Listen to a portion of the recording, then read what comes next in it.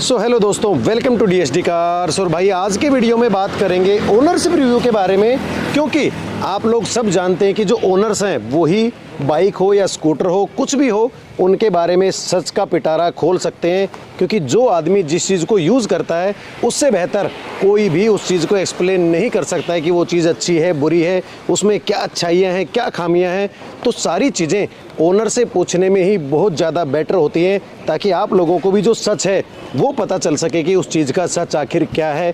तो आज के वीडियो में एक ओनरशिप रिव्यू आप लोगों के लिए लेकर आया हूँ प्योर ईवी इट्रेंस नियो का, कि क्या इस स्कूटर से ओनर खुश हैं, जो सोच के उन्होंने स्कूटर को लिया था क्या वो उनकी उम्मीदों पे खरी उतरी है नहीं उतरी है। तो वो सारी बातें आज के वीडियो में करने वाले हैं। तो विश्वेक जी हमारे साथ हैं, ओनर है इस स्कूटर के, इन्होंने ये स्कूटर ली है। तो आज के वीडियो में इनसे सारे फीडबैक लेने की कोशिश करेंगे कि क्या ये स्कूटर इनको उतना सेटिस्फाई कर पाया है या खाली हाइप बनी हुई है मार्केट में प्योर ईवी के इलेक्ट्रिक स्कूटर्स के बारे में। तो चलिए फिर विश्वेक जी से बात कर लेते हैं। Hello sir. Hello, welcome to DSD cars. Hello ma'am, हमारे चैनल पे आपका स्वागत है। Thank you. तो आप लोगों से आज हम एक छोटा सा रिव्यू लेना चाहेंगे प्योर ईवी इट्रेंस नियो का, कि कैसी है स्कूटर चलाने में, क्या कुछ इसमें अच्छाइयाँ हैं क्या कुछ बुराइयाँ हैं, ताकि जो हमारे व्यूवर्स हैं वो ये समझ सकें कि जो इलेक्ट्रिक बाइक्स या स्कूटर्स आज की डेट में आ रहे हैं मार्केट में उनको लेना कितना सही है या नहीं है। तो इस स्कूटर के बारे में आप थोड़ा सा बताएं हमारे व्यूवर्स को। इंटरेस्ट स्कूटर जैसा आप देख रहे हैं, ये स्कूटर बहुत ही बेहतरीन है जी। मेरे को बहुत अच्छा लगा मार्केट में, क्योंकि अदर भी कंपनियां बहुत थी बट मुझे ये बहुत ही बेहतरीन लगा। अच्छा। कि इसका मतलब इसके रिव्यू मैंने भी देखे कि बहुत अच्छे लोगों के रिव्यू थे इसके ऊपर, कि 1 चार्ज में ये 120 किलोमीटर तक कंपनी क्लेम करती है, बट 140 तक चला जाता है जी 1 चार्ज में। तो बहुत ही बेहतरीन है ये। और इसकी स्पीड जो है 60 तक की कंपनी ने बोला है, जो कि चली जाती है स्पीड इसकी। अच्छा। पर किलोमीटर। और जो है 2 जने हम बैठ के जा सकते हैं, वाइफ और मैं हम दोनों जाते हैं नोएडा से दिल्ली अप डाउन कर लेते हैं। कंफर्टेबल। तो मैम आप भी चलाती हैं? हाँ, मैं भी चलाती हूँ। तो फिर चलाने में आपको कैसा लगता है स्कूटर, मतलब कैसा पिकअप है? जैसे एक्टिवा है चलाते हैं हम वैसे ही है, कुछ अलग चीज नहीं है इसमें भी। हाँ, जैसे पावर का फर्क होता है मतलब। नहीं, फिर भी मेरे को ठीक है, वो भी हम 40-50 चलाते हैं तो ये भी 40-50 चला सकते हैं। अच्छा, चलिए बहुत बढ़िया है। और जो क्वालिटी है, जो वजन जैसे इसमें कम होता है थोड़ा सा इलेक्ट्रिक में पेट्रोल से, तो उसमें कुछ फील होता है जब आप रोड पे चलते हैं कि साइड से अगर कोई बड़ी गाड़ी निकल गई तो कुछ ऐसा कुछ दिक्कत होती हो महसूस? नहीं, ये बहुत ही मतलब स्मूथ चलता है, से कुछ भी नहीं होता, स्मूथ चलता है ये, ऐसा कुछ भी नहीं। तो जैसे कि आप इससे पहले एक्टिवा यूज़ कर रहे थे, आपकी बातों से ही अंदाज़ा लगा लिया मैंने, सुन लिया आपसे। तो एक्टिवा पेट्रोल में थी, ये इलेक्ट्रिक में थी, तो एकदम से इलेक्ट्रिक पे ट्रांसफ़र होने का कैसे प्लान बना सर आपका? बेसिकली आप पता ही है आपको, पेट्रोल के प्राइस डे टू डे बढ़ रहे हैं, घटने के तो चांसेस ही नहीं है। बिल्कुल सर। तो वो उसी को सोचते हुए, और फिर हमारा जो एनवायरनमेंट है बेसिकली, ये चीज़ जो बहुत मोस्ट इम्पॉर्टेंट चीज़ है कि एनवायरनमेंट को हमें बचाना है। बिल्कुल। उस कारण से भी हमने इसको सोच के लिया कि इलेक्ट्रिक ही ली। हाँ, दोनों ही चीज़ें हो गई, आपके पैसे भी बच गए, एनवायरनमेंट फ्रेंडली भी है, तो उसमें दोनों ही फ़ायदे, एक ही तीर से 2 निशाने मतलब हम लगा सकते हैं इसमें। तो पेट्रोल की जो ड्राइव थी और इलेक्ट्रिक की जो ड्राइव है, खैर उसमें फ़र्क तो होता ही है, हम सब जानते हैं। तो आपको कितना फील हुआ, अगर कोई और मान लो पेट्रोल को छोड़ के इलेक्ट्रिक पे आना चाहता है तो उसको कितना क्या इश्यू फील हो सकता है इसमें चेंज करने में? लेकिन मैं ये कहूँगा कि जैसे जिसको रैश ड्राइविंग कर रही है जी, वो तो उसके लिए तो कंफर्टेबल नहीं है, क्योंकि वो तो उसको तो जल्दीबाजी रहेगी जी। तो उसको बेटर है कि पेट्रोल ले, लेकिन जिसको जो 45 to 50 चलाता है उसके लिए बेटर है ये ऑप्शन जी। लॉन्ग रूट के लिए अगर वो 100 किलोमीटर अप डाउन करता है जी, उसके लिए बेस्ट है, वो ले सकता है ये गाड़ी, कोई प्रॉब्लम नहीं है उसका। तो आपको कितने दिन हो गए सर लिए हुए? मुझे को अप्रॉक्स 7 महीने के तकरीबन हो गए हैं। अच्छा, 7 महीने हो चुके हैं। हाँ, तो एक अच्छा खासा एक्सपीरियंस हो जाता है 7 महीने में।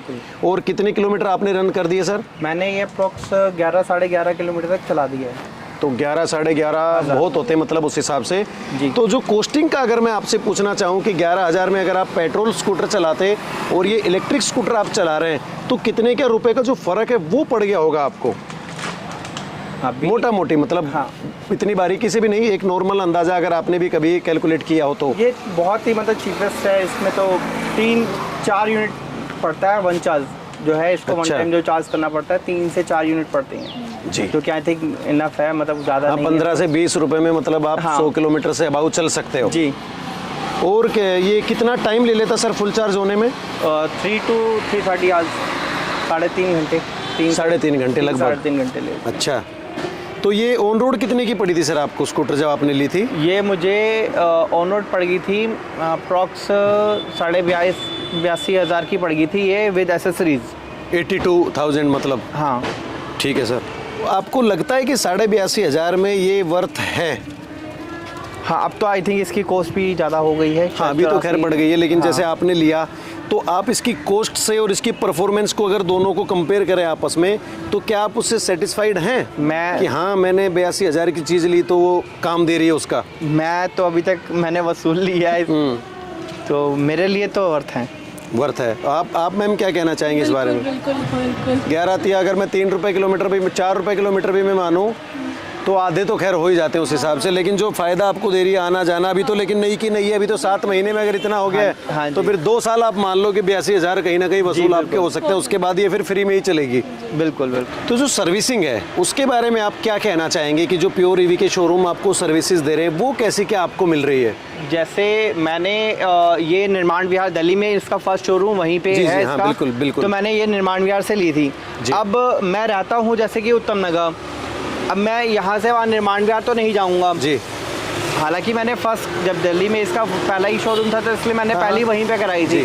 बट सेकंड टाइम जो है मैंने इसकी सर्विस जब इसका उत्तम नगर में खुल गया सर्विस सेंटर और शोरूम, तो मैंने वहाँ से कराई थी। तो मैंने उनसे पूछा था कि क्या मैं कहीं पे भी करा सकता हूँ, तो इस साइड के आप किसी भी हमारे सर्विस सेंटर में करा सकते हैं, उसके लिए आपको कोई भी वो नहीं है रोक टोक के, आप वहीं जहाँ से लिया आपको वहीं कराना है। तो इसका ये चीज़ भी अच्छा है जी। तो आप मतलब इसकी सर्विस से भी सेटिस्फाइड हैं? बिल्कुल बिल्कुल। बहुत ज़्यादा ऐसा नहीं कि आपको चक्कर काटने पड़ते हैं या नहीं। आपको नहीं काम करके दे रहे हैं, पार्ट्स नहीं मिल रहे हैं?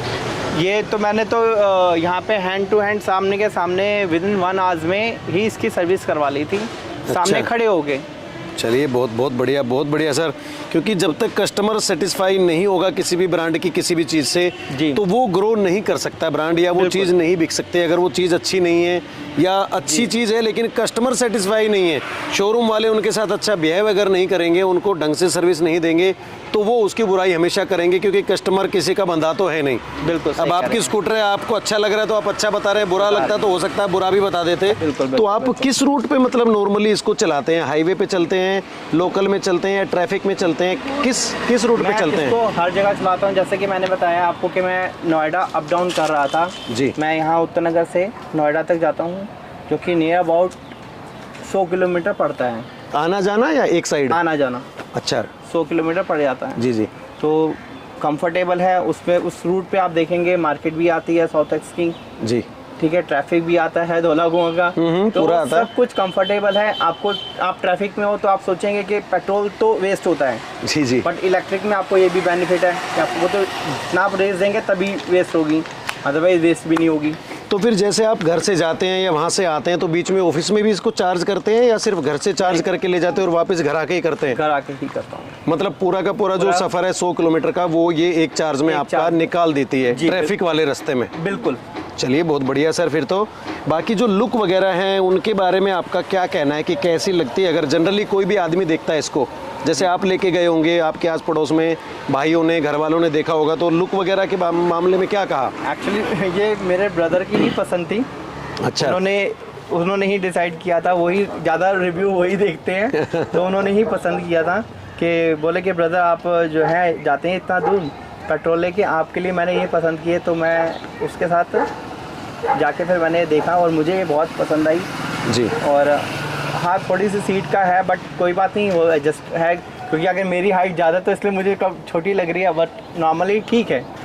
तो मैम आप चलाती हैं जैसे, तो आप लुक वगैरह के मामले में या जो कंफर्ट है राइडिंग का उसके बारे में क्या कहना चाहेंगे?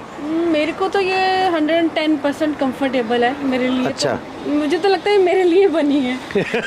चलिए, बहुत अच्छी बात है मैम। सही है ये बिल्कुल। हाँ, थोड़ा थोड़ा जैसे सिटी में इधर उधर जाना है, कहीं भी घूमना है, थोड़ा सा मेडिकल जाना है, कहीं भी जाना है, तो एक स्कूटर तो घर में चाहिए होता है। अब पेट्रोल तो खैर आप वही वाली बात है कि बहुत महंगा हो गया है, तो ये चीजें आज की डेट में बहुत चल रही है। एक्टिवा तो खड़ी रहती है, हम इसी को लेके जाते हैं कहीं। हाँ, अब खाना देखो होता है, मैम, इसी को लेके जाते अब तो हैं। बचत का काम हो गया ना ये, क्योंकि बिल्कुल। उसको तो आप लेके चलाएंगे नहीं, उसमें कुछ भी पेट्रोल करना लगेगा। इसी में। तो मैम जैसे आप अकेली चलाती हैं या आप दो लोगों के साथ में भी आपने चलाया, दो लोगों तो दो लोगों में कैसा आराम है इसमें, कैसा कंफर्ट रहता है दो लोगों के लिए? सेम हाइट के लोग हैं, कोई दिक्कत नहीं, चाहे बड़ा हो कोई छोटा हो, ऐसी कोई दिक्कत नहीं, कंफर्टेबल है। ठीक है। और जो सीट है वो मैं देख पा रहा हूँ कि जो ये पुराने वाला वेरिएंट था इसका इट्रेंस नियो का, वो वाली सीट है। अब तो खैर सीट और भी ज़्यादा बड़ी इसमें कर दी है, तो अब तो बैठने में कोई दिक्कत है ही नहीं। हाँ जी, हाँ। लेकिन जैसे आप इसमें दो बैठते हैं तो कंफर्टेबली बैठ जाते हैं? कंफर्टेबल है, बिल्कुल, हमें तो, हम दोनों comfortable। बैठते हैं, कंफर्टेबल है मेरे। हाँ, क्योंकि आप दोनों ही बहुत ज़्यादा हेल्दी नहीं हैं। अगर दोनों ज़्यादा हेल्दी होंगे तो शायद दिक्कत हो सकती है। हाँ। वो हो सकता है। बाकी मीडियम तो दो आराम से बैठ ही सकते नो हैं। प्रॉब्लम। तो सर जैसे आपने प्योर ईवी ट्रेंस नियो लिया, तो और भी कई सारे स्कूटर्स मार्केट में थे, तो आप इसी स्कूटर की तरफ क्यों गए? कोई पर्टिकुलर रीज़न था इसके पीछे? नहीं, ऐसा कोई रीज़न था। बेसिकली मैं गया तो पहले हीरो पे था, जी।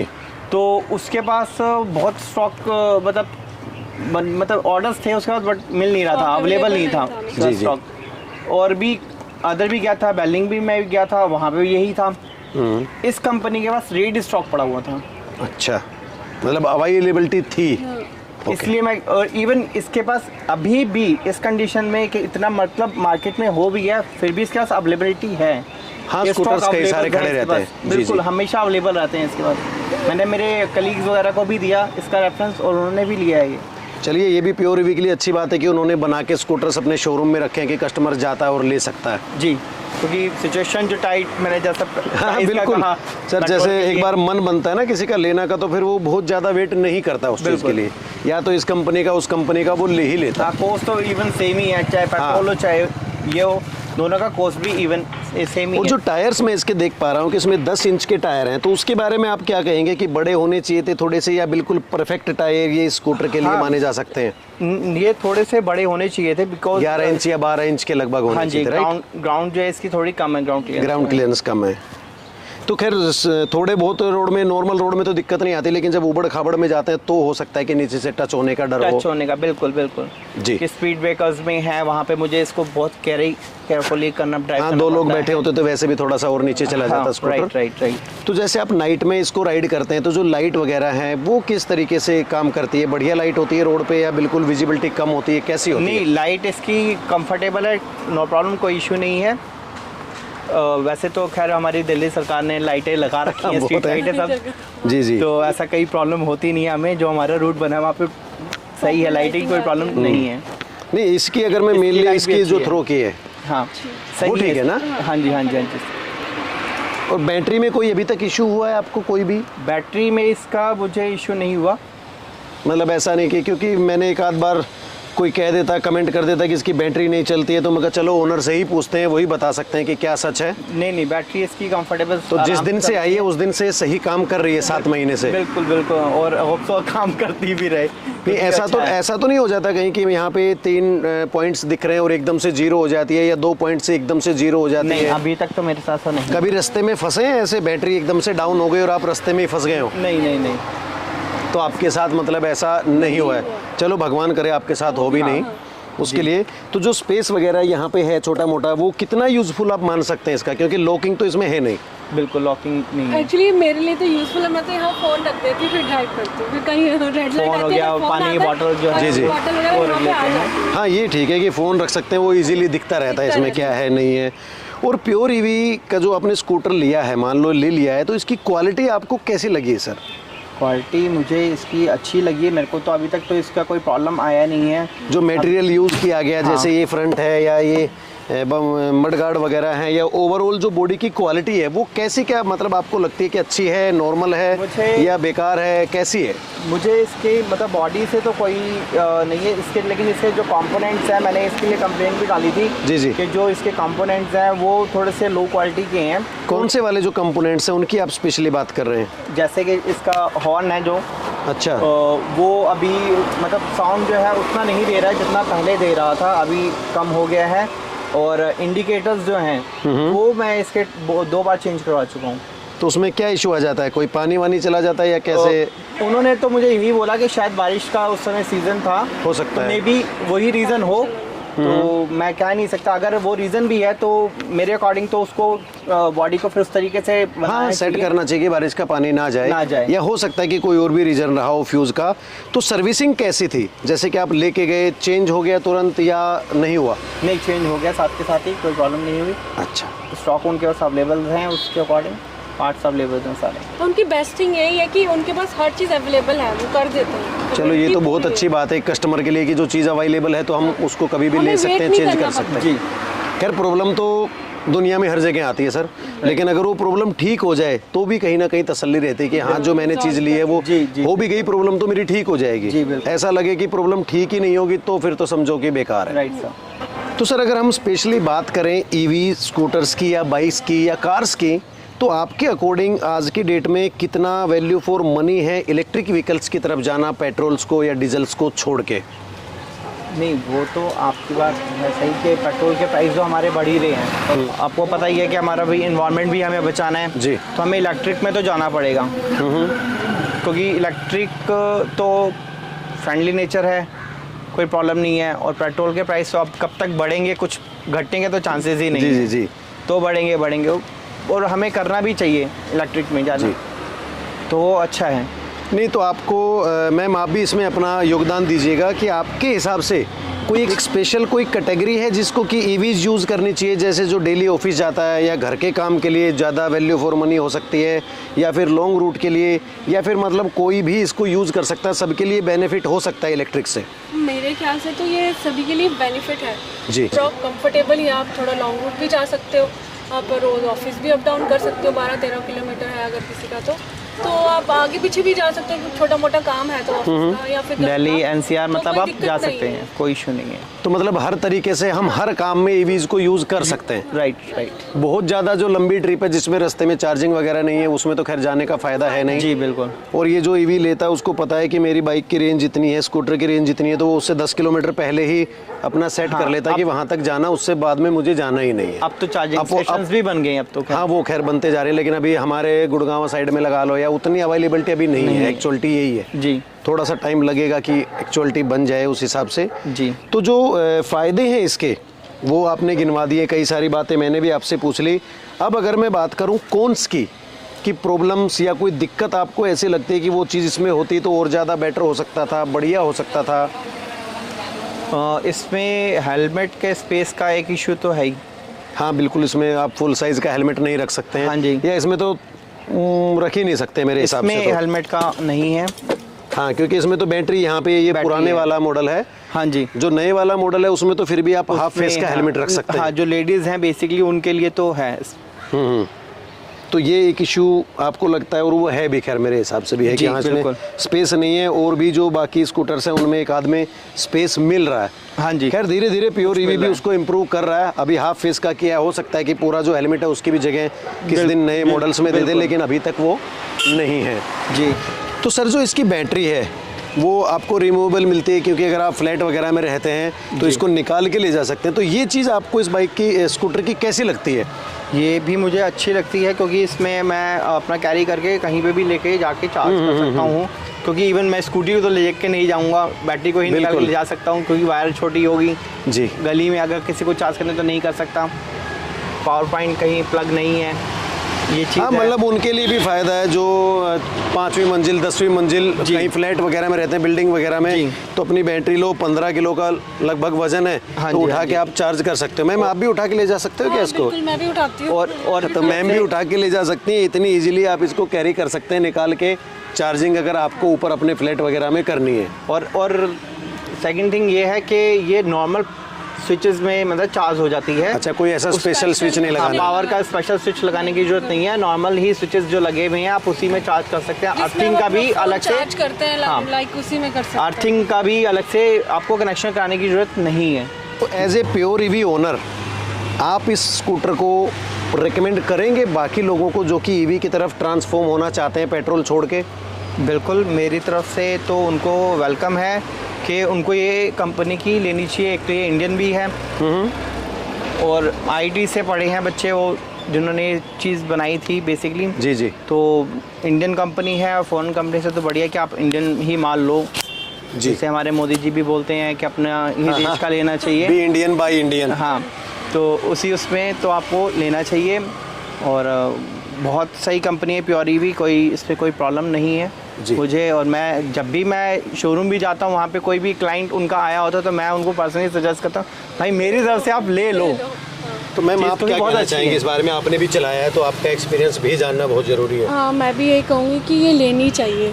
ये जैसे कि हम लोग जैसे एक्टिवा वगैरह चलाते हैं वैसे ही कंफर्टेबल ही चलती है, कोई इसमें दिक्कत नहीं है। कोई ऐसा इशू नहीं है कि हमने एक्टिवा चलाई है तो हम ये चला ही नहीं पाएंगे। क्योंकि अगर 50 तक की स्पीड तो नॉर्मली कोई भी इंसान चला लेता है और आई थिंक उसमें कोई प्रॉब्लम भी नहीं है।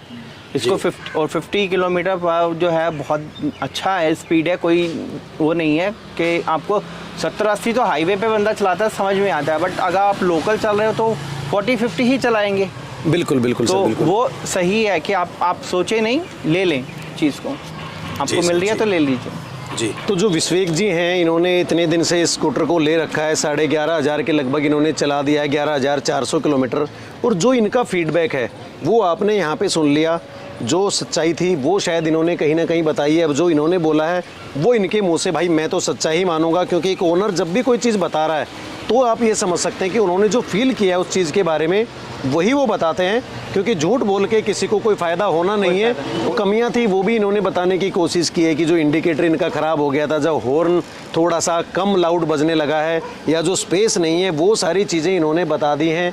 उनको सीट पे 2 आदमियों को कंफर्ट लगता है तो वो उन्होंने ऐड ऑन कर दिया है। तो उनके मुँह से आपने इस स्कूटर के बारे में सारी चीज़ें सुन ली है, और हो सकता है कि ये जो रिव्यू है, इनका जो फीडबैक है वो आप लोगों के लिए काफ़ी फ़ायदेमंद साबित हो सकता है। अगर आप भी प्योर ईवी ई-ट्रेंस लेना चाहते हैं। प्लूटो 7GB है, और अब तो ई-ट्रिस्ट 350 जो बाइक है वो भी प्योर ईवी ने लॉन्च कर दी है। तो सर का मैं धन्यवाद करना चाहूँगा। बहुत बहुत धन्यवाद सर, बहुत बहुत धन्यवाद मैम कि आपने अपना जो फीडबैक है वो दिया, और मेरे दर्शकों के लिए जो अच्छी जो राय है, जो फीडबैक है वो आपने प्रोवाइड कराया। जी, thank you sir. Thank you sir, thank you ma'am. तो भाई यही था आज का वीडियो। अगर वीडियो अच्छा लगा हो तो प्लीज़ चैनल को सब्सक्राइब कर देना और मुझे अपना सपोर्ट देते रहना। वीडियो को एंड तक देखने के लिए थैंक यू दोस्तों।